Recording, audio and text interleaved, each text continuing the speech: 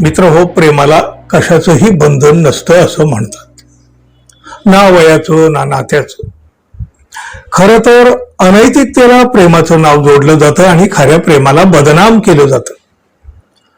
अनैतिक मार्गाने केलेली कुठलीही गोष्ट शेवटी विनाशाकडेच जाते आणि अशा विनाशाच्या अनेक गुन्हेगारी कथा आपण ऐकत असतो. त्यातलीच ही एक अनैतिक गुन्हेगारी कथा. सुधीरचं वय अवघ्या 30 वर्षांचं. एवढ्याशा वयात त्याचं सूत जुळलं एका प्रौढ महिलेशी. ही महिला होती चक्क 4 मुलांची आई.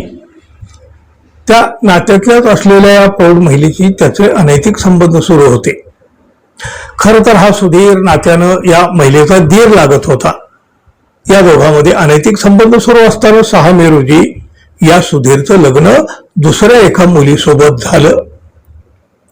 आपल्याला सोडून सुधीरनं दुसऱ्या मुलीशी लग्न करू नये असं या 4 मुलाच्या आईला वाटत होतं.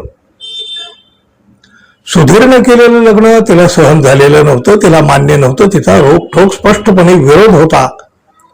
जसं सुधीरचं लग्न झालं तसं या विवाहित महिलेचं डोकं फिरलं नव्हे, खरं तर तिचं टाळकं सटकलं आणि मग तिच्या डोक्यात घुसला एक सैतान.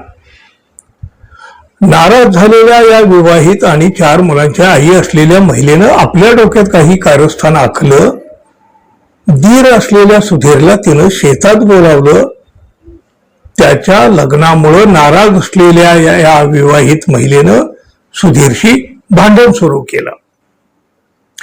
त्यानंतर तिनं लपवून ठेवलेलं एक ब्लेड तिनं हळूच बाहेर काढलं आणि सुधीरचा प्रायव्हेट पार्ट चक्क कापून काढला.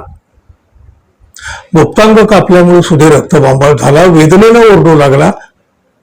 सगळं इतकं काही अचानक घडलं होतं की काही काळाच्यात सगळं काही घडूनही गेलेलं होतं. जीव वाचवण्यासाठी सुधीर रस्त्याच्या दिशेनं धावला.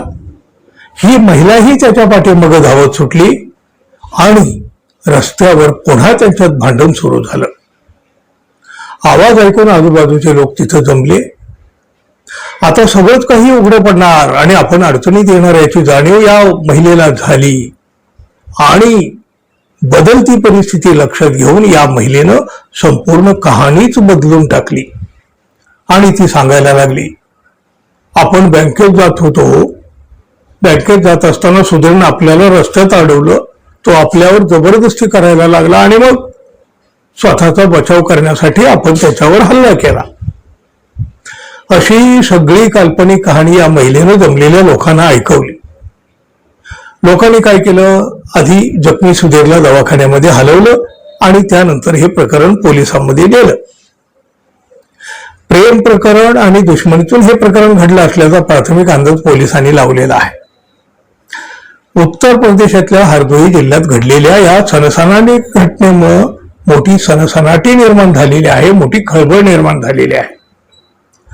दिरानं लग्न केलं म्हणून सुडानं पेटलेल्या विवाहित महिलेनं केलेलं हे कांड नक्कीच धक्कादायक आहे. अनैतिक मार्गावरून सुरू झालेला प्रवास शेवटी विनाशाच्या धाब्यावर थांबतो हे मात्र नक्की. धन्यवाद मित्रहो. आपण अजून आपल्या चॅनलला सबस्क्राईब केलं नसेल तर कृपया सबस्क्राईब करावं ही अपेक्षा. धन्यवाद. पुन्हा भेटू. नमस्कार.